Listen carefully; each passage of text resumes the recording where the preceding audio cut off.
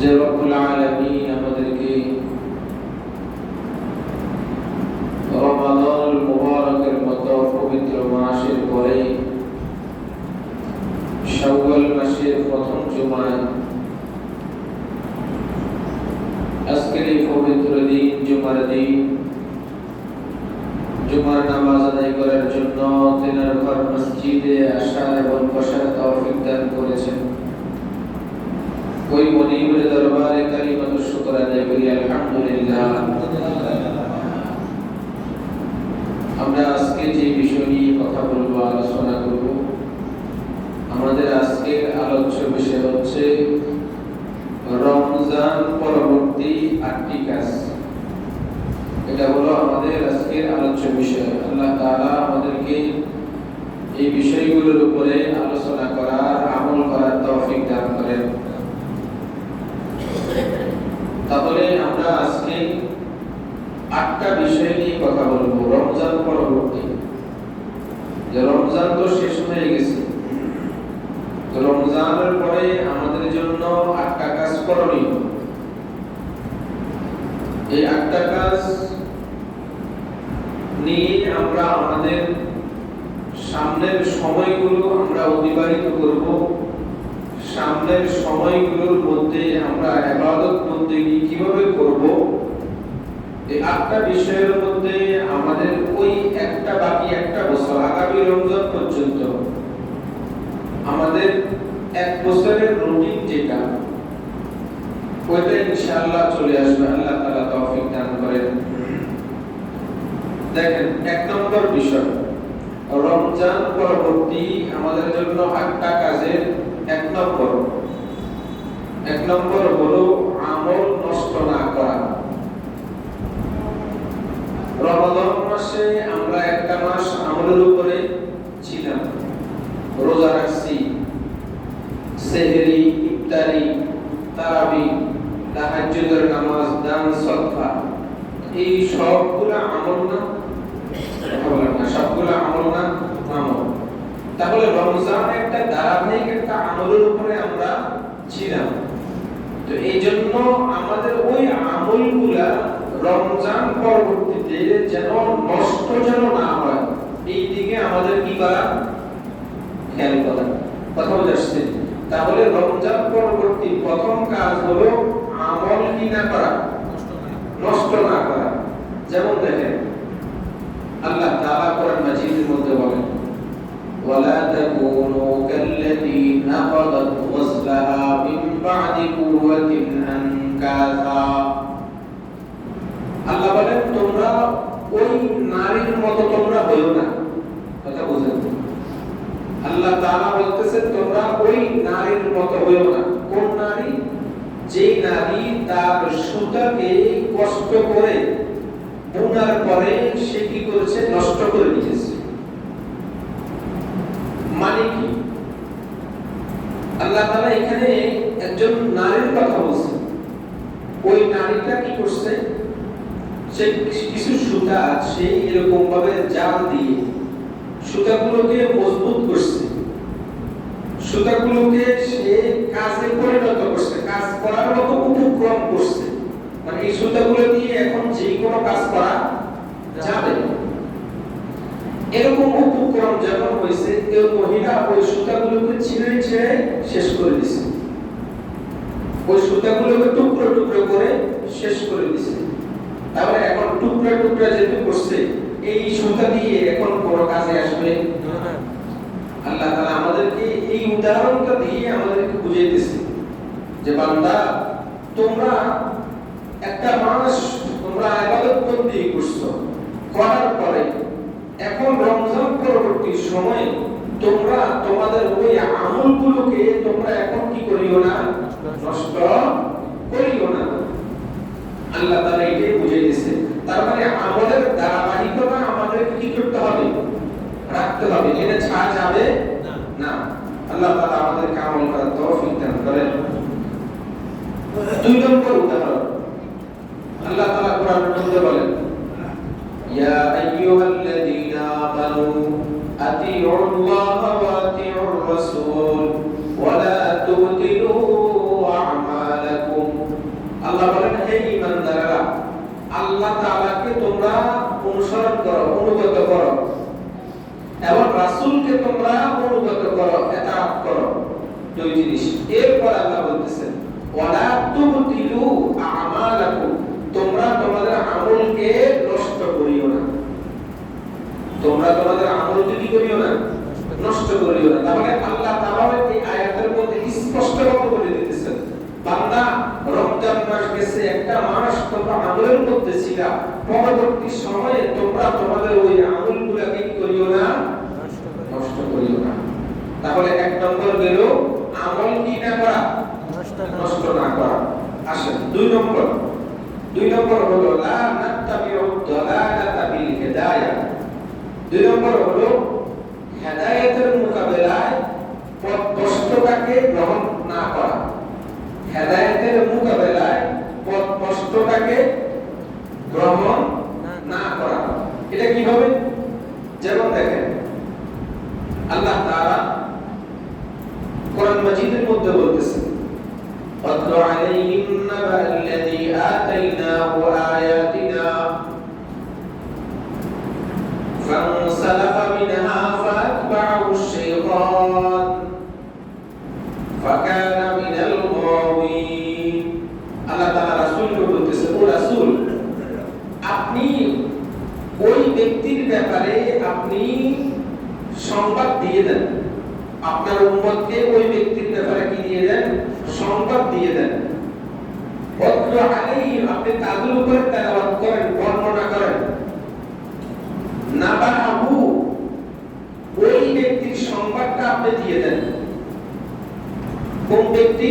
ফাতবা'াহু আশ-শাইতান, এমন এক ফানসালাখা মিনহা, আল্লাহ তাআলা এমন এক ব্যক্তিকে আল্লাহ তাআলা কিছু নিদর্শন দিয়েছে। আল্লাহ তাআলা কিছু কি দিয়েছে? নিদর্শন দিয়েছে। নিদর্শন দেওয়ার পরে ব্যক্তি কি করছে? ব্যক্তি ওই নিদর্শন পাইয়া ফানসালাখা মিনহা, সে আল্লাহ তাআলার ওই পথ থেকে সে সরে গেছে, সে পথভ্রষ্ট হয়ে গেছে। আর কি করছে? ফাতবা'াহু আশ-শাইতান, এরপরে শয়তান তার অনুসরণ করছে, অর্থাৎ শয়তান তাকে ধোঁকা দিছে। এরপরে ফাকানা মিনাল গাওয়িন, আল্লাহ তাআলা বলে ওই বান্দা সে কি করছে?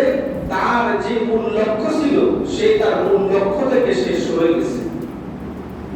এখানেও এক ব্যক্তির কথা বলছে। এবার আসেন এই আয়াতের ব্যাখ্যায় মুফাসসিরিনে কেরাম বলতেছেন কি ওই ব্যক্তিটাকে, যে এক ব্যক্তির কথা বলছে, ওই ব্যক্তিটাকে, ওই ব্যক্তি হলো বনি ইসরাইল হযরত মূসা নবিয়্যিনা আলাইহিস সালাতু ওয়াস সালামের জামানায় এক ব্যক্তি ছিল, যে ব্যক্তি ছিল মুস্তাজাবুদ দাওয়া। মুস্তাজাবুদ দাওয়া বলা হয় যে ব্যক্তি দোয়া করলে আল্লাহ তাআলা ওই ব্যক্তির দোয়া কি করেন? আল্লাহ তাআলা ফিরেন না, কখনো দোয়া কবুল করেন। ওই ব্যক্তিকে কি বলে? মুস্তাজাবুদ দাওয়া। এরকম একজন ব্যক্তি ছিল যে দোয়া করলে আল্লাহ কি করত? কবুল করত। এমন ব্যক্তি ছিল, ব্যক্তির নাম হলো বালআম ইবনে বাউর। বালআম ইবনে বাউর হলো ব্যক্তির নাম। তো মুসা আলাইহিস সালাম যারা কাফির ছিল, তাদের সাথে মুসা আলাইহিস সালামের যুদ্ধ শুরু হয়ে গেছে। শুরু হওয়ার পরে তারা দেখতেছে যে মুসা আলাইহিস সালামের সাথে তারা কি করতেছে না? তারা পারতেছে না। এখন তারা তো জানে যে বালআম ইবনে বাউরের কাছে যদি আমরা যাই, সে যদি আল্লাহ তাআলার কাছে দোয়া করে, তাহলে তার দোয়া আল্লাহ কি করবেন? কবুল করবেন। তো এই সম্প্রদায়, কাফের সম্প্রদায়, ওই বালআম ইবনে বাউরের কাছে গেল। যাওয়ার পরে বলতেছে যে তুমি নবী মূসা আলাইহিস সালামের বিরুদ্ধে আল্লাহ তাআলার কাছে কি করো? দোয়া করো। তো বালআম ইবনে বাউর বলতেছে যে না, এটা আমার পক্ষে কি না সম্ভব না। আমি যদি দোয়া করতে যাই, তাহলে আমার সব কিছু কি হয়ে যাবে? শেষ হয়ে যাবে। কারণ সাধারণ মানুষের বিরুদ্ধে তো দোয়া করব না, আল্লাহ তাআলার পয়গম্বর নবী মূসার বিরুদ্ধে আমি কি করব? দোয়া করব। তখন সে দেখলো, তারা দেখলো যে না, এই ব্যক্তিকে এভাবে মানানো যাইতেছে না। ঠিক আছে? তো আমাদের দেশে সিস্টেম আছে, যদি মূল ব্যক্তিকে যদি মানানো না যায়, তাহলে ভিন্ন জায়গায় গিয়া ওই ব্যক্তিকে ম্যানেজ করে। কথা বুঝেন নাই? যদি ব্যক্তি যদি না পারে তাহলে ব্যক্তির ওয়াইফের কাছে গিয়া, স্ত্রীর কাছে গিয়া যদি একটু স্বর্ণ লঙ্কার টাকা পয়সা যদি লোক দেখায়, তাহলে মহিলা মানুষ তো, হ্যাঁ, মহিলা মানুষ কি করে যায়? কোর্টে যায়। ঠিক আছে, রাত আসলে আমি কি করব? বুঝাই দিব। ওই কাফের গুলো একই কাজ করছে। ওই বালাম ইবনে বাউরের স্ত্রীর কাছে গেছে, গিয়া তাকেও একই এই সম্পদ, স্বর্ণ অলংকার এগুলোর লোক দেখাইয়া তাকে কি করছে? তাদের আয়ত্তে নিয়ে আসছে। তখন রাত্রে যখন বালাম ইবনে বাউর আসছে, আসার পরে স্ত্রী বালাম ইবনে বাউরকে ভালো করে ধরছে। ধরার পরে বাধ্য হয়ে বালাম ইবনে বাউর নবী মুসার বিরুদ্ধে কি করছে? দোয়া করছে। কিন্তু নবী মুসার বিরুদ্ধে যে দোয়া করছে, আল্লাহকে তার দোয়া কবুল করবে? তো দোয়া তো কবুল করবে না। সে যখন দোয়া করছে, তৎক্ষণাৎ আল্লাহ তাআলা তাকে যে নিদর্শন দিছিল যে দোয়া করলে দোয়া কি হয়ে যেত? কবুল হয়ে যেত। আল্লাহ তাআলা তার থেকে ওইটা আল্লাহ তাআলা ছিনিয়ে নিয়ে গেছে। আল্লাহ তাআলা কি করছে? ছিনিয়ে নিয়ে গেছে। ছিনিয়ে নিয়ে আল্লাহ তাআলা কোরআনের মধ্যে এটা বলতেছেন, ওয়ালাউ শিকনা আল্লাহ রাফা'নাহু। আল্লাহ বলতেছেন এই যে তাকে যে দোয়াটা দিছি আমি, এই দোয়ার কারণে সে কি করতে পারত? এটা দিয়ে সে অনেক উপরে উঠতে পারত, মর্যাদার দিক থেকে অনেক উপরে উঠতে পারত। কিন্তু ওয়ালাকিন্নাহু আখলাদা ইলাল আরদ, এই ব্যক্তি জমিনের দিকে ঝুঁকে গেছে। কথা ঝুঁকে গেছে জমিন। এখানে কি বুঝাইছে? এখানে বুঝাইছে হলো যে সম্পদ দুনিয়ার দিকে ব্যক্তি কি করছে? ঝুঁকে গেছে। মানে দুনিয়ার কাছে সে বিক্রি হয়ে গেছে, দুনিয়ার দিকে সে ঝুঁকে গেছে। ঝুঁকে যাওয়ার কারণে আল্লাহ তাআলা বলতেছেন আর ওয়াত্তাবা হাওয়া, সে তার নফস খায়েশাতে নফসানের অনুসরণ করতেছে। এটার কারণে আল্লাহ তাআলা দেখেন ফামাসালুহু কামাসালিল কাম, আল্লাহ তাআলা ওই ব্যক্তির দৃষ্টান্ত দিয়েছে। আল্লাহ বলেন ওই ব্যক্তির দৃষ্টান্ত হলো কুকুরের মতো। কিসের মতো? বলেন কিসের মতো? কুকুর। কুকুরের মতো। আল্লাহ বলেন দেখেন ইন তাহমিল আলাইহি ইয়ালহাস আও তুতরিকু ইয়ালহাস। যেমন দেখেন আপনি যদি কোনো কুকুরের পিঠের উপরে যদি কোনো বোঝা যদি দেন, দেখবেন কুকুর জিহ্বাটা কি করে দিবে? বাহির করে দিবে। কি করবে? আবার যদি আপনি যদি বোঝা না দেন, তারপরেও কুকুরের জিহ্বা কি করবে? করবে। ঠিক না? আল্লাহ তাআলা বলতেছেন ইন তাহমিল আলাইহি ইয়ালহাস, ওই কুকুরের উপরে যদি তুমি বোঝা যদি দিয়ে দাও, তারপরে কুকুরের জিহ্বা কি হবে? বাইরে হবে। আর তুতরিকু ইয়ালহাস, যদি তুমি যদি বোঝা যদি তাকে যদি নাও দাও, তারপরেও তার জিহ্বাটা কি হবে? বাইরে হবে। আল্লাহ তাআলা এই ব্যক্তিকে এমন দৃষ্টান্ত আল্লাহ তাআলা দিয়েছেন, যালিকা মাসালুল লাযী, আল্লাহ তাআলা বলেন কাযযাবু বিআয়াতিনা।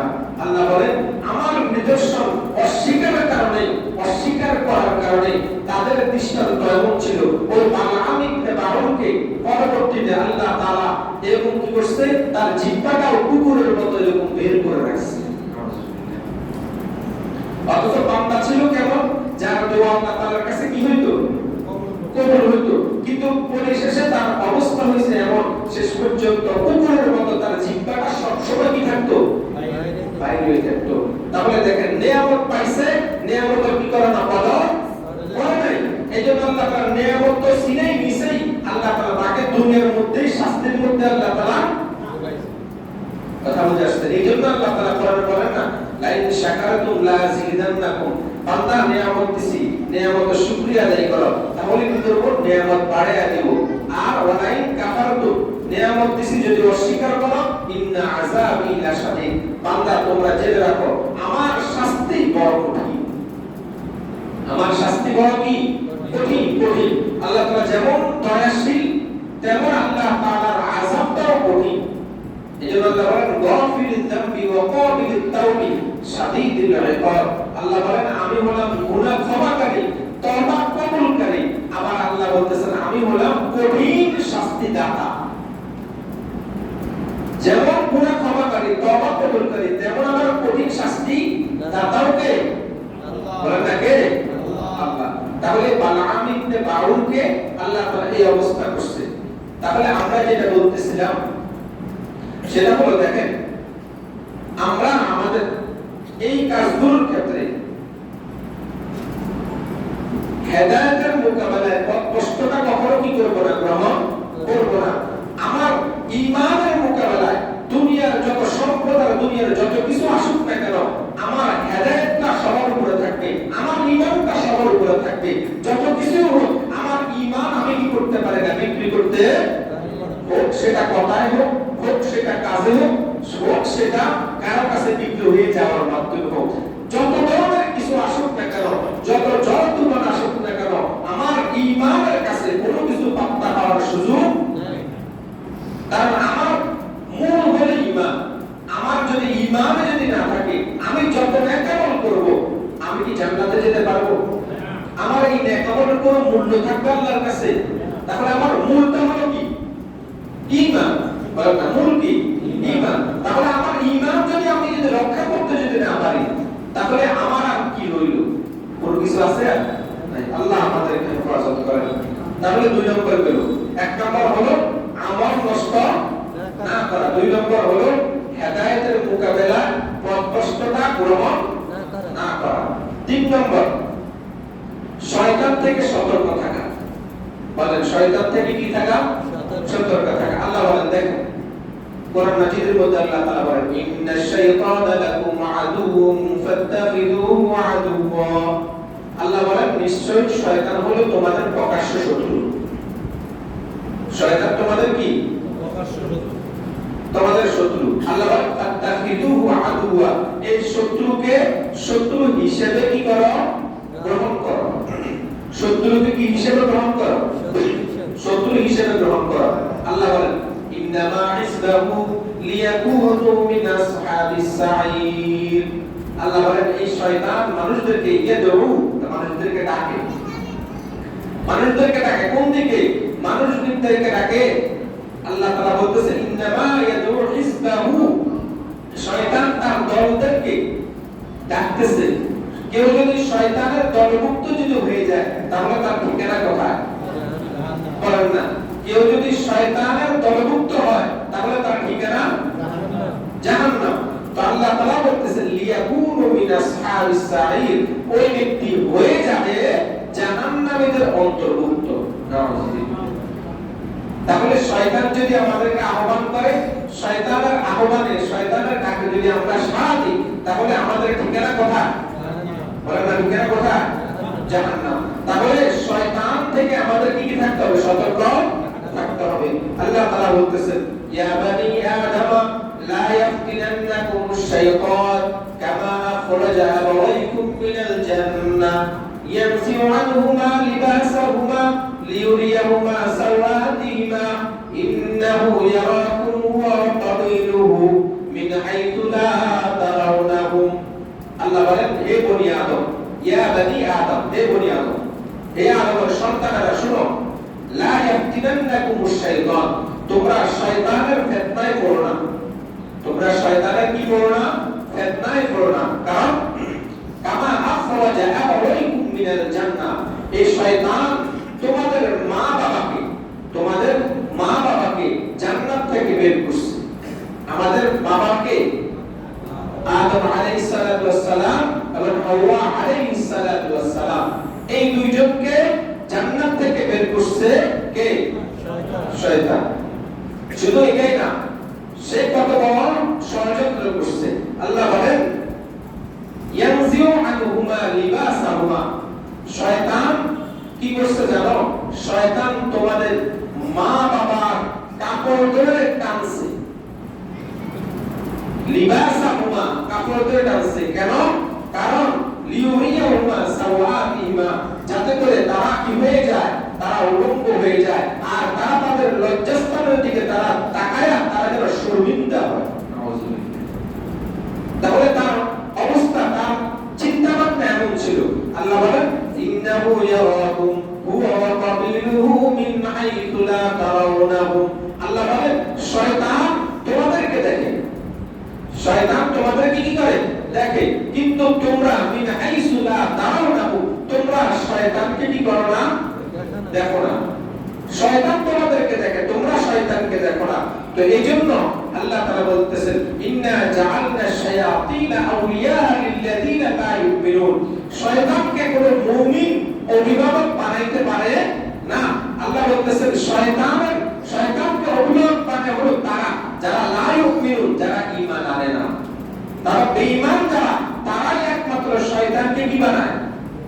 বলেন না, কি বানায়?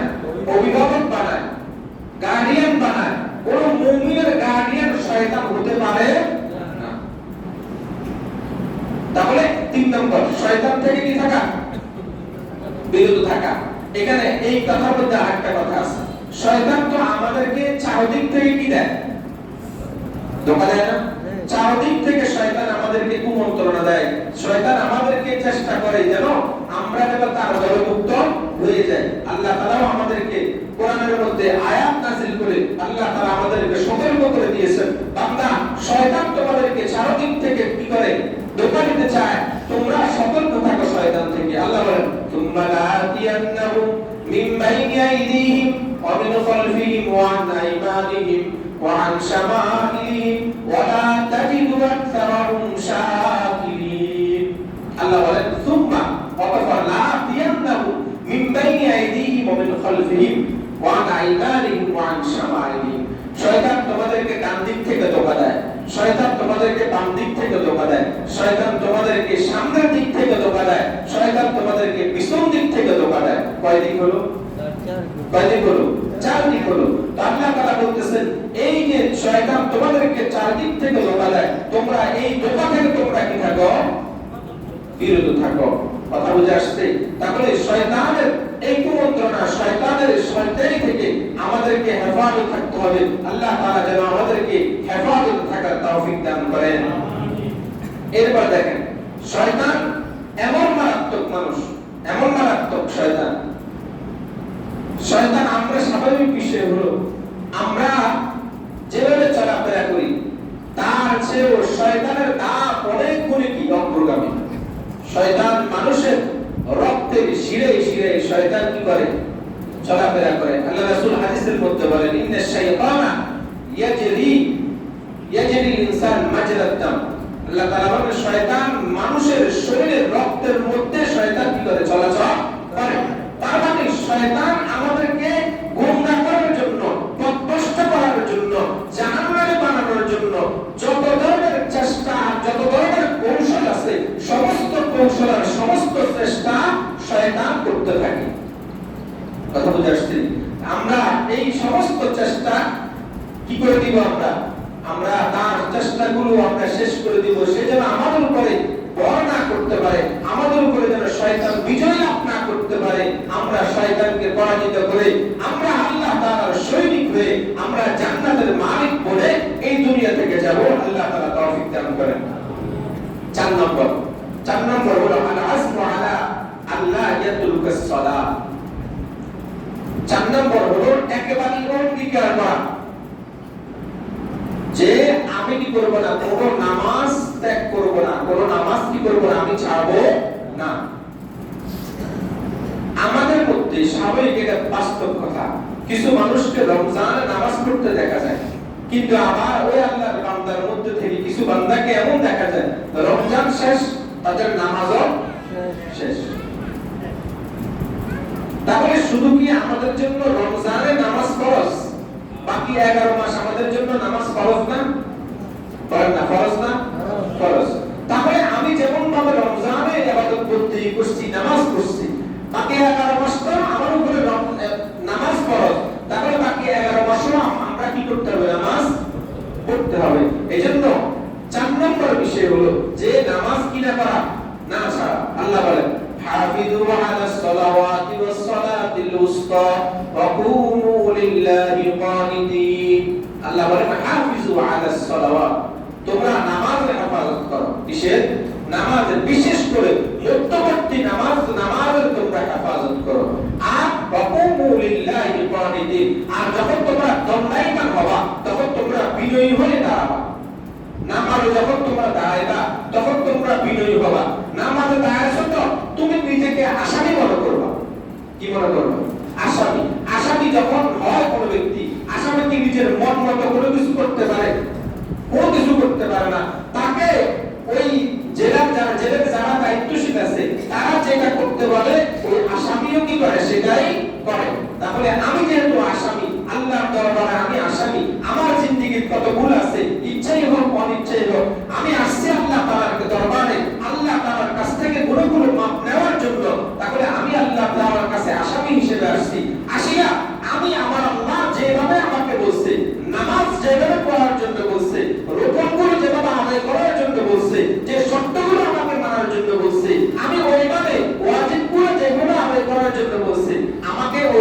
করতে হবে? আদায় করতে হবে। নিজের মন খেলে নিজের মতো করে আদায় করার কোনো সুযোগ আছে? আছে। এখন আমরা তো নামাজ তো নিজের মন মতো পড়ি, নামাজ তো নিজের মন মতো পড়ি। এত বলার পরও, এতগুলো বিষয় আপনার উপস্থাপন করার পরও যে বিষয়গুলো সতর্ক করে দিছি, ওই বিষয়গুলো ওই জায়গাতে আছে, ওই বিষয়গুলো পরিবর্তন ঘটে নাই। কথা বুঝে আসছে? আমরা তাসবিহ রুকু সেজদা তাসবিহ আমরা এক কোণাতে পড়লে আরেক কোণার মধ্যে শোনা যায়, এক কোণার মধ্যে পড়লে আরেক কোণার মধ্যে শোনা যায়। আমি এখানে ইমামতের জায়গা দাঁড়ায় আমি আরেক কোণার তাসবিহগুলো আমি কি করে আমি নিজে শুনি। তারপরে এখানে তো কোনো স্বাভাবিক কথা হলো আমাদের এখানে তো কোনো মুকিমের কোনো প্রয়োজন নাই। ইমামের পর আরেকজন জোরে তাকবীর বলবে, এর কোনো প্রয়োজন আছে? না, কোনো প্রয়োজন আছে? কিন্তু আমরা তো এটাও করি।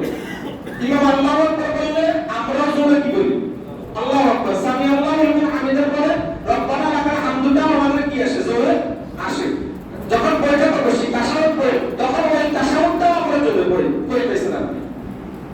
কই পাইছেন আপনি এগুলা? এই মন গড়া এগুলো কই পাইছেন?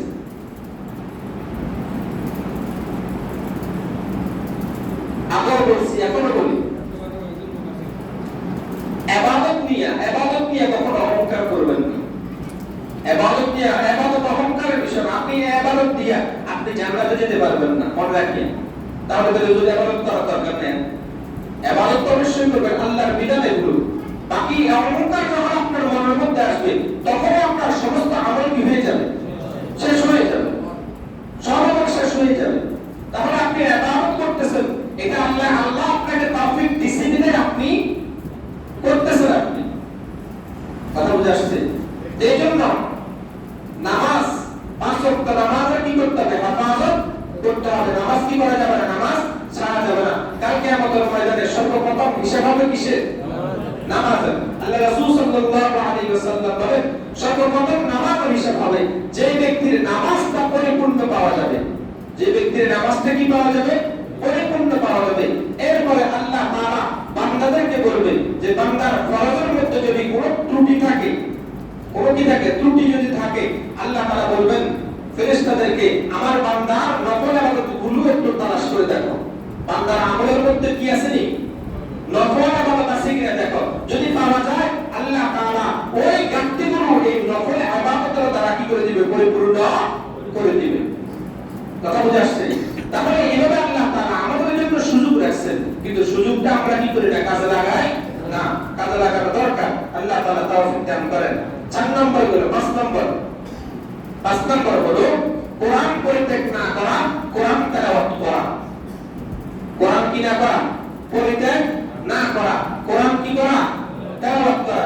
দেখেন আল্লাহ রাসূল সাল্লাল্লাহু আলাইহি ওয়াসাল্লাম তিনি হলেন সমগ্র জাতির জন্য রহমত। কি রহমত না? আল্লাহ তাআলা বলতেছেন ওয়া মা আরসালনাকা ইল্লা রাহমাতাল লিল আলামিন। রাসূল আমি আপনাকে পাঠিয়েছি কি হিসেবে পাঠাইছি? রহমত হিসেবে পাঠাইছি। কথা বুঝে আসছে? এবং আল্লাহ রাসূল সাল্লাল্লাহু আলাইহি সাল্লাম কাল কিয়ামতের ময়দানে এই উম্মতের জন্য কি করবেন? সুপারিশ করবেন আল্লাহ তাআলার দরবারে। এবং এই উম্মতের জন্য আল্লাহ তাআলার দরবারে আল্লাহ রাসূল সাল্লাল্লাহু আলাইহি ওয়াসাল্লাম সিজদায় পড়ে যাবেন। তাহলে এত দয়ার নবী, এত মায়ার নবী আমাদের জন্য কাল কিয়ামতের ময়দানে ওই নবী আমার আপনার বিরুদ্ধে আল্লাহ তাআলার কাছে বলবে এই কথাটা কি? ওয়াকালা রাসূল ইয়া রাব্বি ইন্না কওমি ইত্তাখাযু হাযাল কুরআনা মাহজুরা। আল্লাহ তাআলা বলতেছেন রাসূল বলবে ওয়াকালা রাসূল বলবে ইয়া রাব্বি হে আমার রব ইন্না কওমি ইত্তাখাযু হাযাল কুরআনা মাহজুরা। আমার এই কওম, আমার এই জাতি, আমার এই উম্মত এই কোরআনটা তারা পরিত্যাগ করছে, তারা এই কোরআনটা তারা ছেড়ে দিয়েছে। আল্লাহ রাসূল এই কথাটা বলবেন। রাসূল যদি আমার আপনার বিরুদ্ধে যদি দাঁড়ায় যায় তাহলে বলেন আমার আপনার আর কোনো উপায় থাকবে? বলেন না উপায় থাকবে না? কোনো উপায় থাকবে না। তাহলে কোরআনকে আমরা দর্শি না কোরআন শাস্তি? আমরা বলেন না শাস্তি না দর্শি? আমরা ছেড়ে দিয়েছি কোরআন। এক নম্বর কথা হলো কোরআনের তেলাওয়াতটা আমরা পারি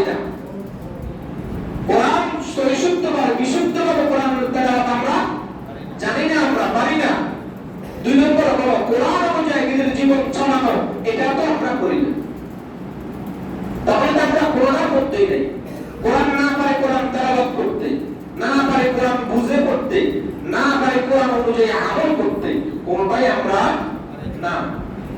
কথা বুঝে আসছে? এই জন্য দেখবেন অনেক সময় একটা কথা বলা হয় যে কোন সন্তান যদি হাফেজ হয়, কি হয়? হাফেজ হয়, তাহলে কমপক্ষে 10 জন ব্যক্তিকে, জাহান্নামী ব্যক্তিকে উদ্ধার করে কোথায় নিবে? জান্নাতে নিবে। তার মানে হাফেজ হইলেই সে তার 10 জনকে সে কি করবে? জাহান্নাম থেকে জান্নাতে নিবে। এটা এত সহজ? শুধু হাফেজ হইলেই শেষ না, শুধু হাফেজ হইলেই শেষ না। ওই হাফেজ যে কোরআন সে মুখধারণ করছে, ওই কোরআন অনুযায়ী যদি তার জিন্দেগি ছাড়ায়, সে এই কোরআন অনুযায়ী সে যদি তার জিন্দেগি ছাড়া কোরআন অনুযায়ী যদি সে চলে, তাহলে ওই হাফেজকে আল্লাহ তাআলা এই পাওয়ার দিবেন। কথা বুঝতে পারছি? শুধু হাফেজ হইল, ও হাফেজ তো এমন আছে যে তার একক তো নামাজও পড়ে নাই, আর আমি জানি তো ও হাফেজ এমন আছে, তার দিকে তাকাইলে সে কি হাফেজ নাকি এটাও তো কি করে না, বুঝা যায় না।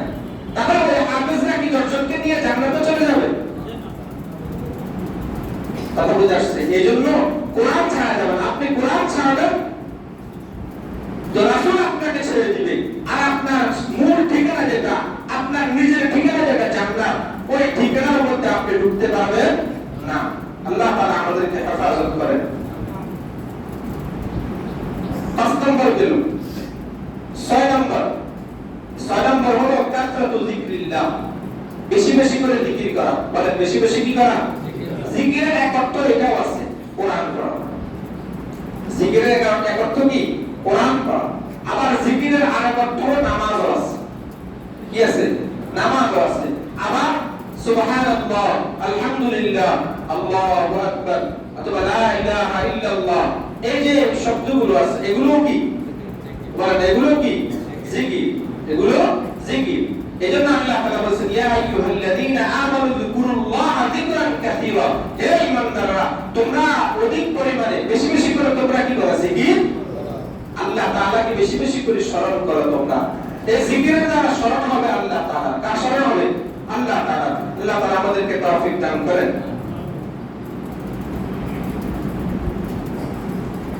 6 নম্বর হলো 7 নম্বর হলো সত্যবাদীদের সাথে চলা, অর্থাৎ নেককার লোকদের সাথে কি করা? চলা। আপনি এখন আমাদের হিসাব হলো আমাদের সন্তানেরা, আমাদের যুবক ছেলেরা বন্ধু বান্ধব বানায় বড় এমন ছেলেকে, যে ছেলে আল্লাহর নাম তার মুখে নাই, রাসূলের নাম মুখে নাই, নামাজ নাই, রোজা নাই, কোনো নেক আমল নাই, কোনো কিছু নাই, যত খারাপ অভ্যাস, যত বদ অভ্যাস, যত খারাপ কাজ আছে, সমস্ত কাজ যে ছেলেটা করে, আমাদের সন্তানেরা ওই সমস্ত ছেলেগুলোকে কি বানায়? কি বানায়? বন্ধু বানায়। ঠিক না? তাহলে আল্লাহ বলেন এই সমস্ত মানুষদেরকে বন্ধু না বানানোর জন্য বলছেন নেককারদেরকে কি বানানোর জন্য? বন্ধু বানানোর জন্য, নেককারদের সাথে চলার জন্য বলছে। কথা বুঝেন নাই? আপনার সন্তান আজকে একদিন 2 দিন এরকম ভাবে একটা মদখোর, জুয়াখোর, অথবা এরকম ভাবে অনলাইন করেন, অফলাইন করেন, জুয়ার সাথে যারা জড়িত, এই সমস্ত ছেলেদের সাথে যখন চলবে, আজকে একদিন যাবে, 2 দিন যাবে, 1 মাস যাবে, 2 মাস যাবে, একদিন আপনার এই সন্তানটাও তাদের পাল্লায় পড়ে সেও ওই কাজগুলোর মধ্যে পড়ে যাবে। কথা বুঝে আসছে? আর এখন তো স্বাভাবিক হলো এটা একটা মহামারী। আগে আমরা স্বাভাবিক হলো যারা বিভিন্ন জায়গায় জুয়া খেলতো, হ্যাঁ, এটা এই জুয়া খেলার একটা বয়স ছিল। কি ছিল? একটা বয়স ছিল। আমরা দেখছি একটা বয়সের লোকেরা হয়তো কেউ এমনি হয়তো সময় কাটানোর জন্য খেলতো, আবার কেউ আছে টাকা দিয়ে খেলতো। ঠিক না? 2 শ্রেণীর মানুষ ছিল। তারপরে একটা বয়সের মধ্যে ছিল। কিন্তু এখন যে একটা জুয়ার অবস্থা শুরু হয়েছে, কথা বুঝে আসছে, যে শুরু হয়েছে, যেটা আমাদের ছোট ছোট আমাদের যুবকেরা এরকম এই সমস্ত জুয়ার মধ্যে তারা এখন চলে গেছে। তারা নিজেদের টাকা পয়সা সব কিছু খোয়াই ফেলতেছে, নিজেদের টাকা খোয়াইতেছে, মা বাবার টাকাগুলো চুরি করে নিয়ে যাইতেছে, নিয়ে এই সমস্ত এই অনলাইনের এই সমস্ত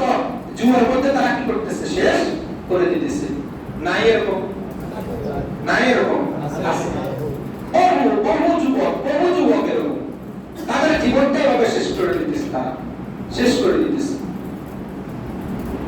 কত মা বাবার আহাজারি, কত মা বাবার শব্দটা এই সন্তানগুলোর কারণে।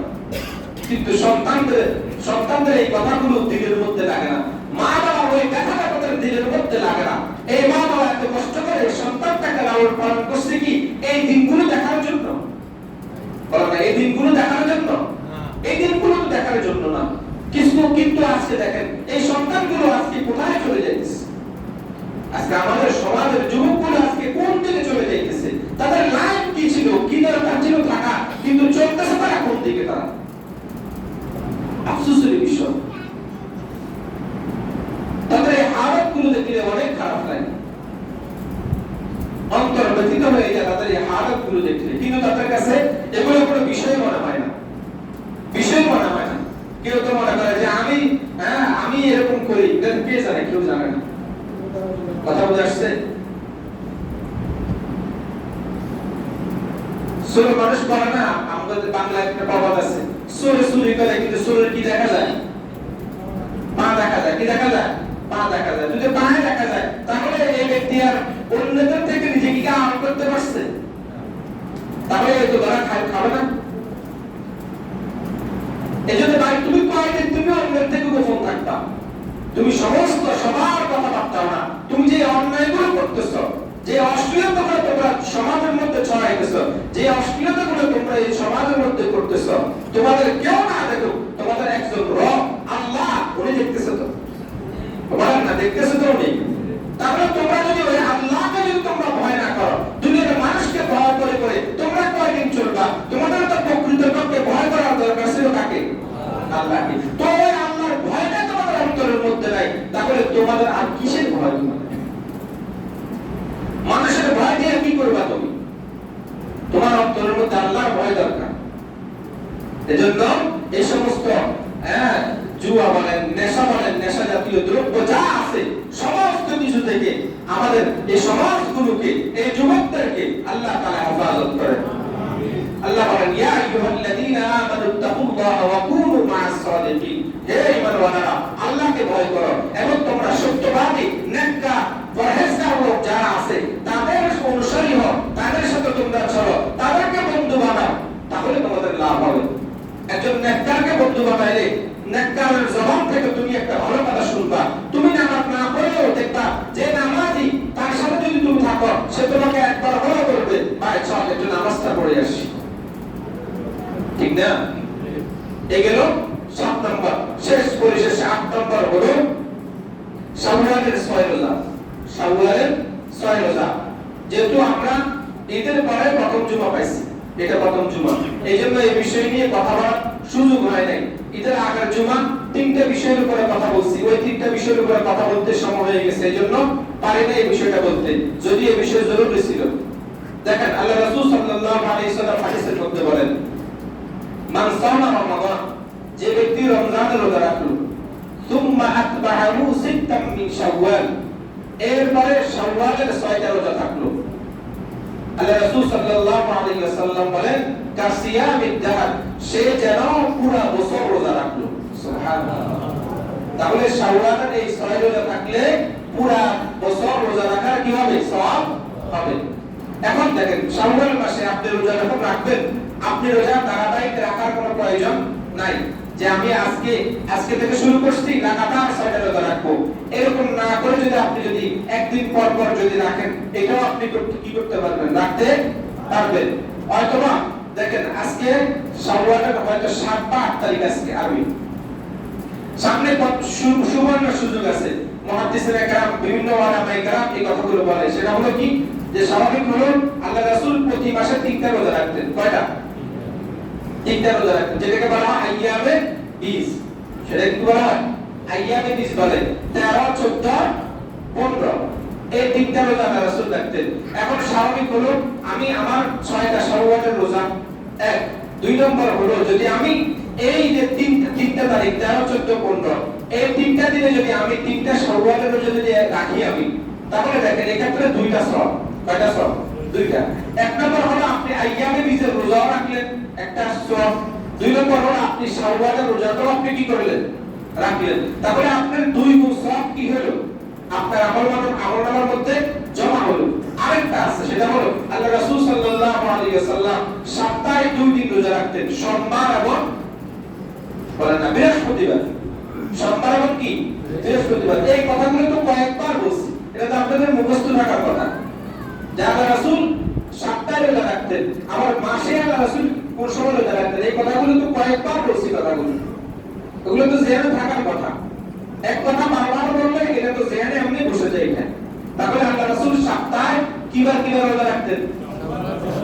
সোম এবং বৃহস্পতিবার।